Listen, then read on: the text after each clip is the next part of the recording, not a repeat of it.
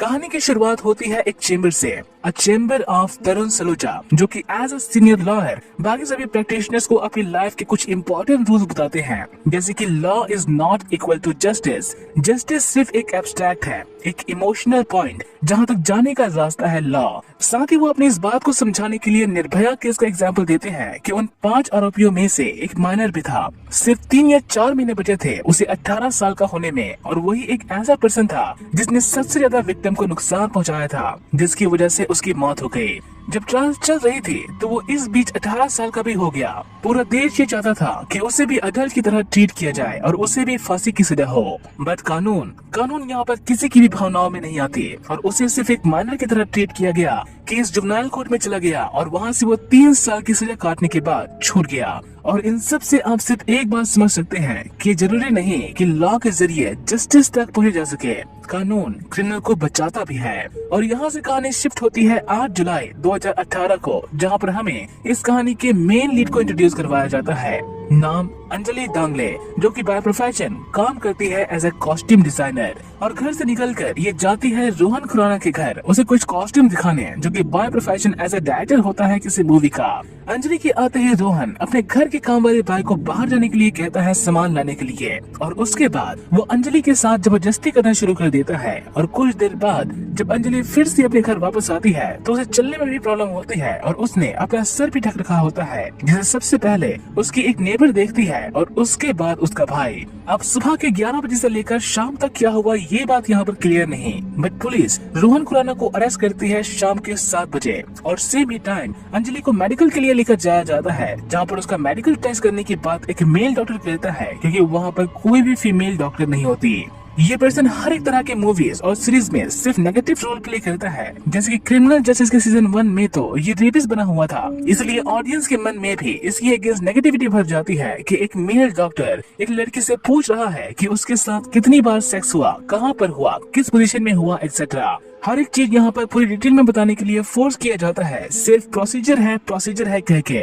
और साथ ही रोहन के साथ भी सेम ऐसा ही होता है, उसके भी ब्लड और डीएनए सैंपल्स लिए जाते हैं। अब बात करें फैक्ट्स की, तो इंडिया में रेप एक बहुत ही सेंसिटिव मामला है। बस एक आवाज उठी नहीं कि सभी तरह के ऑर्गेनाइजेशन और मीडिया इस बात को एक नेशनल इश्यू बना देती है, जो कि एक तरह से सही भी है और गलत भी। सही इसलिए क्योंकि सभी तरह की एक्टिविटी को जल्द से जल्द पूरा करने का दबाव बनाया जाता है, लाइक क्रिमिनल को पकड़ना, उसके अगेंस्ट सबूत ढूंढना, इस केस को जल्दी से जल्दी खत्म करना, एक्सेट्रा। पर गलत यहाँ पर ये हो जाता है कि हम अक्यूज को पहले से ही क्रिमिनल मान लेते हैं, ये सोचते ही नहीं कि वो एक निर्दोष भी हो सकता है। रही बात कानून की, तो कानून यहाँ पर किसी भी पर्सन को क्रिमिनल तब तक नहीं मानता जब तक कि उस पर लगे आरोप पूरी तरह से साबित न हो जाए। पर हम जनता अपने ही गुस्से की आग में कुछ भी करने के लिए तैयार होते हैं, फिर चाहे वो धरना देना हो या फिर गाड़ियों को आग लगाना या फिर पुलिस के साथ मारपीट करना ही क्यों ना हो। रही बात इस केस की, तो यहाँ पर कोई ट्रायल नहीं होती, जरूरत ही नहीं पड़ती ट्रायल करने की, क्योंकि अंजलि के बयान को सपोर्ट करने के लिए वो सारे सबूत होते हैं, जैसे कि उस पर जोर जबरदस्ती करने के निशान इन द फॉर्म ऑफ मारपीट, जो कि उसके चेहरे और बॉडी के अलग अलग पार्ट्स में होती है। उसके साथ रेप होने का सबूत, क्योंकि उसके वजाइनल कैविटी में स्पर्म के ट्रेसेस मिलते हैं, और उस स्पर्म का डीएनए रोहन से मैच करना तो एक अल्टीमेट एविडेंस होता है, जिसके बेस पर उसे 10 साल के रिगरस इम्प्रिजनमेंट होती है। पर ये अंत नहीं होता, हर एक पर्सन को अधिकार होता है कि वो हाई कोर्ट में अपील कर सके, और अगर उसे वहाँ पर भी न्याय नहीं मिलता तो वो सुप्रीम कोर्ट में भी जा सकता है न्याय के लिए। और इस रोहन की वाइफ सेम इसी बात के लिए मिलती है तरुण सलूजा से, जो कि न सिर्फ एक बड़ा लॉयर होता है बल्कि इसकी फीस भी बहुत ही ज्यादा होती है। अब डायरेक्टर की वाइफ है तो पैसों की तो कोई कमी नहीं होगी, बट फिर भी तरुण इस केस को सिर्फ तभी लेने की बात करता है जब उसे सब कुछ पता चल जाए इस केस के बारे में। और सेम ही बात के लिए वो रोहन से मिलने के लिए जाता है, जो कि उसे सिर्फ एक बात कहता है कि वो बेकसूर है, पर इसका ये बयान उसे यहाँ से बाहर नहीं निकालने वाला होता, और इसलिए तरुण उसे सच बताने के लिए कहता है कि वहाँ पर सच में क्या हुआ, क्या ये सब उन दोनों की मंजूरी के साथ हुआ या फिर उसने सच में उसके साथ रेप किया। वैसे अभी के लिए हमें इन दोनों की बातें जानने को नहीं मिलती, पर एंड में हमें सच जरूर पता चलेगा कि आखिर वहाँ पर हुआ क्या था। और रोहन की सारी बातें जानने के बाद तरुण फाइनली इस केस को ले लेता है और हाई कोर्ट में पिटीशन डालता है इस केस के लिए। तो वही पब्लिक प्रोसिक्यूटर होती है मिस नेहा गांधी, एक स्ट्रेट फॉरवर्ड लॉयर, और उसके अगेंस्ट जंग लड़ना इतना आसान भी नहीं होगा, स्पेशली जब सारे सबूत उसी के क्लाइंट्स के अगेंस्ट हो। पर यकीन मानो कोई भी केस परफेक्ट नहीं होता। हमेशा कोई न कोई बात ऐसी रह जाती है कि उसके बेस पर उंगली उठाई जा सके। यहाँ पर मैं ओपनिंग स्टेटमेंट पर नहीं जाऊंगा क्योंकि दोनों ही पक्ष बहुत सारे फैक्ट्स और फिगर रखते हैं कोर्ट के सामने कि कितने रेप्स हर घंटे होते हैं इंडिया में और इंडिया कहाँ पर स्टैंड करता है रेप लिस्ट में एक्सेट्रा, क्योंकि ये सारी बातें ऑडियंस को एक तरह से इस केस से दूर ले जाती है। इसलिए सीधा इस केस पर आते हैं जहाँ पर तरुण सलूजा इस केस को झूठा प्रूव करने की बात करता है कि वो साबित करेगा कि उसके क्लाइंट ने रेप नहीं किया और क्रॉस एग्जामिन करने के लिए वो सबसे पहले अंजलि को बुलाता है ताकि उसे फिर से पूछा जा सके कि उस दिन क्या हुआ था, जिसके लिए ये बताती है कि वो ऑटो से रोहन के घर गई उसे कुछ कॉस्ट्यूम दिखाने, जहाँ पर रोहन ने पहले अपने काम वाले बाइक को बाहर जाने के लिए कहा और उसके जाने के बाद रोहन ने उसके साथ जबरदस्ती की और जब उसने रेजिस्ट किया तो उसने उस पर हाथ भी उठाया और फिर उसे बेड से पकड़कर ले गया उसके रूम में, जहाँ पर उसने वो सब कुछ उसके साथ किया। और यही सारी बात को सपोर्ट करने के लिए डीएनए टेस्ट की रिपोर्ट पेश की जाती है और मेडिकल टेस्ट रिपोर्ट भी, जो कि ये बात साफ साफ कहती है कि उसके ऊपर फिजिकल फोर्स यूज किया गया और साथ ही उसके साथ सेक्सुअल संबंध भी बनाए गए। साथ ही एक और विटनेस को ही पेश किया जाता है जो कि सेम ऐसी ही बात को कोर्ट में बताती है कि एक दिन उसने अंजलि को रोहन के वैन से बाहर निकलते हुए देखा था, उसके बाल बिखरे हुए थे और साथ ही कपड़े भी, और वो वैन से बाहर निकलने के बाद सीधा टॉयलेट की तरफ गई थी। और इन सारी बातों को आधार बनाकर मिस गांधी रोहन के लिए 20 साल की पनिशमेंट की मांग करती है, क्योंकि रोहन उसके क्लाइंट के साथ पहले भी ये सब कुछ कर चुका होता है, सिर्फ अपने पावर और पोजीशन का इस्तेमाल करके। तो वही तरुण क्रॉस एग्जामिन करने के लिए इन्वेस्टिगेटिव ऑफिसर मिलिंद कासली को बुलाता है और उससे पूछता है कि जब ये केस उसके थाने में आया तो उसने सबसे पहले क्या किया, जिसके जवाब में ये कहता है कि उसने रोहन को अरेस्ट किया और फिर उसे मेडिकल टेस्ट के लिए ले गया एज ए प्रोसीजर। और ये दूसरे क्वेश्चन में जाकर फंस जाता है क्योंकि अंजलि दांगले दोपहर के 1 बजे थाने में गए थे रिपोर्ट लिखवाने, पर रोहन खुराना को उन्होंने शाम के 7 बजे अरेस्ट किया। ये 6 घंटे की देरी कहाँ हुई और किस बात के लिए, जिसका जवाब ये ठीक से दे नहीं पाता क्योंकि सच बताने की हिम्मत इसमें होती ही नहीं। और वो सच होता है कि इस टाइम में उसने रोहन को 3 बार कॉल किया था उसे ब्लैकमेल करने के लिए कि वो इस केस को रफा दफा कर सकता है, जिसमें से पहले कॉल में उसने 10 लाख की मांग की और दूसरे कॉल में 20 और फिर तीसरे कॉल में उसने 50 लाख की डिमांड की। और तब भी जब रोहन उसे कुछ भी देने से मना कर देता है तो फाइनली ये उसे अरेस्ट करता है शाम के 7 बजे, जो कि एक तरह से इस बात को सामने लाती है कि एक तरफा इन्वेस्टिगेशन की गई ताकि उसके क्लाइंट को फंसाया जा सके। साथ ही इस ऑफिसर ने रोहन के फोन को भी कस्टडी में ले रखी होती है, जो कि वो लीगली नहीं कर सकता। और ऐसा करने का रीजन तरुण बताता है कि वो सबूतों के साथ छेड़छाड़ करना चाहता था, क्योंकि रोहन के फोन में जो कॉल आई थी वो ठीक स्टेशन के बाहर की एक शॉप से की गई थी। साथ ही इन पर आरोप भी लगाए जाते हैं कि उन्होंने क्राइम सीन की ठीक से इन्वेस्टिगेशन नहीं की और सिर्फ बेडशीट में मिले सीमेंट के ट्रेसेस के बेस पर ये केस को बनाया गया। अगर सीमेंट के ट्रेसेस नहीं होते तो ये केस भी नहीं होता। और ऐसा कहने का एक सबसे बड़ा रीजन होता है कि बेडशीट भी उन्हीं के पास थी और सारे फोरेंसिक एविडेंस भी उन्हीं के पास थे, तो उसी वक्त वो सारे एविडेंसेस फोरेंसिक को क्यों नहीं दिए गए? जब 8 जुलाई को ही सारे एविडेंसेस पुलिस को मिल चुकी थी तो उसी वक्त वो सारे एविडेंसेस फोरेंसिक में क्यों नहीं दिए गए? किस बात के लिए 5 दिन का इंतजार किया गया उन सारे एविडेंसेस को फोरेंसिक में देने के लिए? और इन सारी बातों से तरुण का सिर्फ एक चीज की तरफ इशारा होता है कि ऑफिसर कौशले ने सारे फेक सबूत क्रिएट किए ताकि वो रोहन से बदला ले सके कि उसने उसकी बात मानकर उसे पैसे नहीं दिए, जिसकी वजह से पहले जजेस इस करप्ट ऑफिसर पर भड़कते हैं और फिर बाद में मिस गांधी, क्योंकि ये बात एक तरह से उसके पक्ष को कमजोर बनाती है। पर कोर्ट इस टेक्निकल ग्राउंड को खारिज कर देती है क्योंकि ऑफिसर कोसले के पास इतनी साइंटिफिक नॉलेज नहीं होती कि वो एक एक्चुअल फेक एविडेंस क्रिएट कर सके। साथ ही मारपीट के निशान और वेजाइनल कैविटी में स्पर्म के टेस्ट मिले होते हैं, जिसे डिनाई बिल्कुल भी नहीं किया जा सकता। इसलिए कोर्ट ना तो रोहन के सारे आरोपों को हटाती है और ना ही उसे बेल देती है। इसलिए तरुण अगली हियरिंग में सीसीटीवी फुटेज को पेश करता है कि उस बिल्डिंग की काम वाली बाइक 11:18 पर लिफ्ट से नीचे आती है और सामान लेकर वो फिर से वापस जाती है 11:40 पर। इन टोटल 22 मिनट का टाइम। और तरुण यहाँ पर बात लगता है कि 22 मिनट में रेप हो ही नहीं सकता। वैसे रेप तो 5 मिनट में भी हो सकती है, बट यहाँ पर सिचुएशन अलग होती है। अंजलि के बयान के अनुसार रोहन उसे बेल्ट से खींचकर अपने बेड पर ले गया और वहाँ पर जाकर उसने उसका रेप किया, जिसमें जब अंजलि ने शोर मचाया और अपने आप को बचाने की कोशिश की तो उसके साथ मारपीट भी हुई। और इस बात को साबित करने के लिए बेडशीट पर सीमेंट के ट्रेसेस और अंजलि के बाल भी होते हैं। साथ ही बेड के नीचे कुछ फूल भी होते हैं जो कि अंजलि के होते हैं। बट सेम यही बात जब क्रॉस एग्जामिन की जाती है कि जब अंजलि चिल्लाए तो उसकी आवाज क्या किसी ने सुनी या किसी नेबर ने इस बात को सुनकर पुलिस को कॉल किया, तो यहाँ पर ऐसा कुछ भी नहीं हुआ होता। किसी भी नेबर ने किसी भी तरह की शोर नहीं सुनी होती और ना ही उन्होंने पुलिस को कॉल किया होता है या फिर पुलिस को कॉल आई होती है। साथ ही अंजलि ने अपने बयान में ये बात भी कही होती है कि उसने जीन्स पहनी हुई थी और रोहन ने उसके साथ जोर जबरदस्ती करके पहले उसकी जीन्स उतारी और फिर उसके साथ वो सब कुछ किया।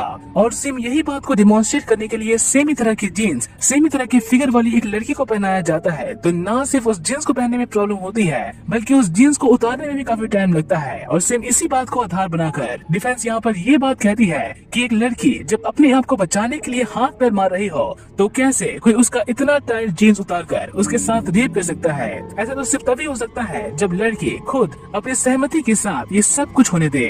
साथ ही यहाँ पर रोहन की मेडिकल रिकॉर्ड्स भी दिखाए जाते हैं जहाँ पर उसके पीठ पर काफी निशान होते हैं नाखून से खरोचने की।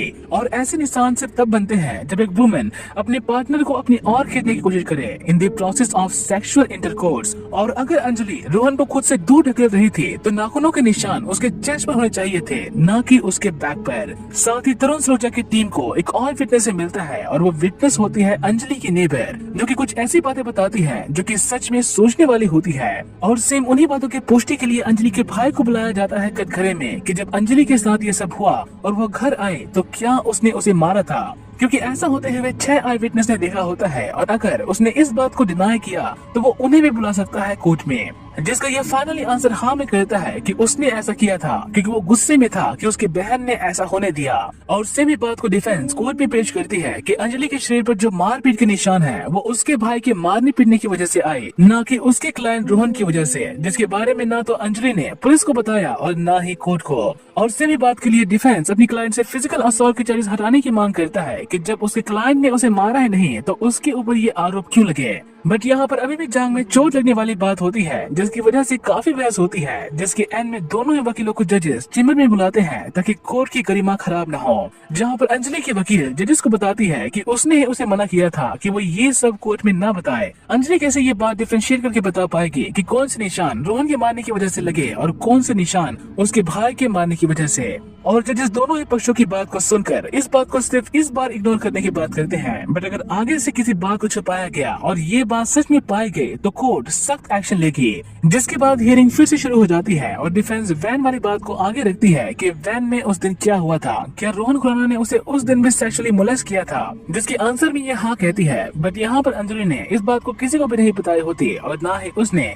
इसके अगेंस्ट कंप्लेन की होती है आखिर क्यों उसने ऐसा नहीं किया। और इतना ही नहीं, वो 2 दिन बाद रोहन के घर फिर से जाती है और वहाँ पर रुकती भी है उसके मीट के जाने के बाद। क्या उसे डर नहीं लगा कि रोहन उसके साथ फिर से वही सब कुछ कर सकता था। और इस बात पर आगे आती है मिस गांधी कि अगर वो ऐसा करती तो उसकी नौकरी जा सकती थी। इवन की अंजलि भी यही कहती है कि उसके पास कोई और ऑप्शन नहीं था सिवाय इन सब को झेलने का। बट जब डिफेंस यहाँ पर वीडियो एविडेंस पेश करने की बात करती है कि उस वैन में एक कैमरा लगा था और उसमें ये बात क्लियर है कि उन दोनों के बीच में क्या हुआ, तो अंजलि यहाँ पर डर जाती है और डर की वजह से वो उस फुटेज को प्ले ना करने के लिए कहती है, जबकि ये बात सिर्फ एक ट्रिक होती है सच तक पहुँचने की, ऐसा कोई एविडेंस होता ही नहीं। पर उस वीडियो को प्ले ना करने के लिए कहकर अंजलि यहाँ पर एक तरह से इस बात को कन्फेस कर लेती है कि उस वैन के अंदर जो भी हुआ वो उन दोनों की मंजूरी के साथ हुआ। बट ऐसा करना इस लॉयर को भारी पड़ता है क्योंकि इसकी वजह से उसका लाइसेंस रद्द हो जाता है और वो भी 6 महीने के लिए।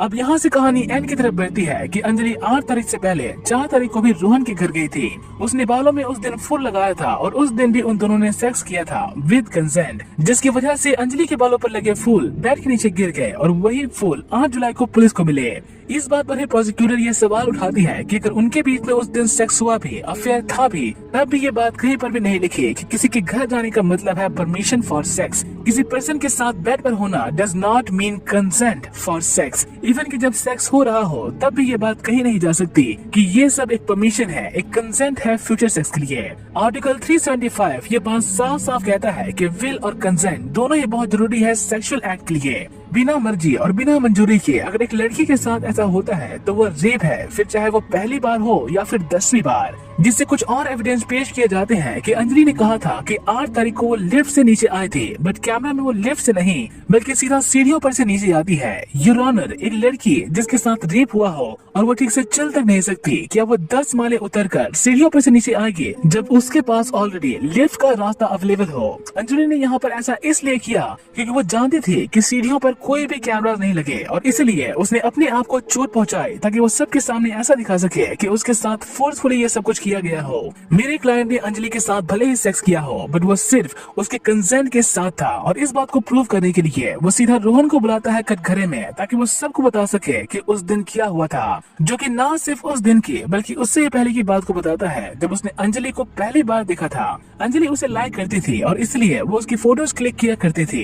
यही बात जब इसे पता चली तो बात और आगे बढ़ी और ये उसे कॉस्ट्यूम आर्टिस्ट की तरह हायर कर लेता है। साथ ही ये उससे उम्मीद भी करता है कि वो भी उसे कुछ देगी इन रिटर्न, और उसे अपनी वाइफ के साथ रिलेशन ठीक ना होने वाली बात को बताकर उसके साथ सेक्सुअल रिलेशन एस्टैब्लिश करता है। और इस तरह से इनकी जर्नी स्टार्ट होती है। और जब भी वो मिलते तो वो काम से कुछ ज्यादा ही करते। इन सब में रोहन को एक दिन रियलाइज होता है कि अंजलि उससे कुछ ज्यादा ही पॉजिटिव होती जा रही है। उसे उसके बारे में सब कुछ पता है, इवन कि उसकी एनिवर्सरी के बारे में भी, जिससे इसे डर लगने लगता है। और सभी बात को लेकर इनके बीच में थोड़ी सी बहस हो जाती है, जिससे ये अंजलि को काम से निकालने की बात करता है और उससे अपने अपार्टमेंट की कीज भी छीन लेता है। बट इसके ठीक 2 दिन बाद अंजलि उसे फिर से कॉल करती है कि उसे गलती हो गई एंड ऑल दैट, और वो फिर से उसे मिलने के लिए जाती है 8 जुलाई को, जहाँ पर वो सब कुछ करते हैं दोनों के ही कंसेंट के साथ। रोहन ने ऑफ कोर्स एक हीनियस क्राइम किया होता है जिसे किसी भी तरह से नकारा नहीं जा सकता। किसी की मजबूरी का फायदा उठाकर उसके साथ सेक्सुअल रिलेशन बनाना ये किसी क्राइम से कम नहीं। पर 8 जुलाई को जो हुआ वो एक रेप नहीं था। अंजलि सीढ़ियों का इस्तेमाल इसलिए करती है क्योंकि सीढ़ियों पर कोई भी कैमरास नहीं लगे थे, और इसलिए उसने खुद को चोट पहुंचाई ताकि वो रोहन से बदला ले सके, उस पर रेप का आरोप लगाकर उसे जेल भेज सके as a act of revenge. तो वहीं मिस गांधी भी अपनी क्लोजिंग स्टेटमेंट देती है कि इंडियन पिनल कोड ये बात क्लियरली कहती है कि जब एक पर्सन अपनी ताकत के दम पर किसी का शोषण करे और मेडिकली ये बात प्रूव हो जाए कि सेक्सुअल एक्ट हुआ है और वुमेन कोर्ट में ये बात कहे कि उसकी मर्जी के बगैर ये सब कुछ हुआ, तो कोर्ट में इस बात को साबित करने की जिम्मेदारी अक्यूज की होती है कि उसने ऐसा नहीं किया, जिसे साबित करने के लिए चाहिए होता है प्रूफ, जो कि डिफेंस के पास नहीं होती। उनके पास सिर्फ कहानियां होती हैं और कहानियों के बेस पर कोर्ट में फैसला नहीं सुनाया जाता। अगर डिफेंस की बात को मान लिया जाए कि 8 जुलाई को रेप नहीं हुआ, तो उससे पहले भी उसके क्लाइंट के साथ ऐसा कई बार किया गया, उसे डराकर कि अगर वो उसके साथ नहीं सोती तो उसमें उसी का ही नुकसान है। आर्टिकल 375 ये बात क्लियरली कहता है कि डराकर धमकाकर अगर किसी को सेक्सुअल एक्ट परफॉर्म करने के लिए फोर्स किया जाए तो वो एक रेप है। दोनों ही पक्षों की बातें पॉइंट टू पॉइंट होती है। थ्योरी की तरह डिफेंस ये बात साबित तो कर देती है कि रेप नहीं हुआ, पर सिर्फ उसे ही प्रूव करने के लिए उनके पास कोई भी सबूत नहीं होते। तो वहीं अंजलि के पास सबूत तो होते हैं, पर हर एक सबूत पर क्वेश्चन उठाया जा सकता है, जैसे कि हमने अभी तक देखा। तो वहीं जनता तो पूरी पागल हो चुकी होती है। पता नहीं इनमें कहां से इतनी हिम्मत आ जाती है कि वो पुलिस की मार से भी पीछे नहीं हटते। एनीवेज, जजेस यहाँ पर वही करती है जो कि वो हमेशा से ही करती है। जजेस ना तो रोज बना सकते हैं और ना ही तोड़ मरोड़ कर उसका आकार बदल सकते हैं। जजेस का यहाँ पर सिर्फ एक काम होता है कि कानून की किताब को देखकर फैसला सुनाना, और सिर्फ उसी के बेस पर वो रोहन को 10 साल की सजा सुनाते हैं, जिसके एंड में अंजलि अपने लॉयर को बताती है कि डिफेंस ने जो बात कही वो सब सच थी। उसने ये सब कुछ इसलिए किया क्योंकि वो डिजर्व करता था, जिससे मिस गांधी इस केस को तो जीत जाती है, पर वो एक तरह से हारी हुई महसूस करती है, क्योंकि कानून को तो यहाँ पर जीत हुई पर शायद इंसाफ नहीं मिला, क्योंकि कानून एक चालाक औरत के बिछाए हुए चक्रव्यूह में फंसकर रह गया। इसलिए मैं इस केस की जजमेंट आप सब पर छोड़ता हूँ ये डिसाइड करने की कि कौन कितना ज्यादा दोषी था।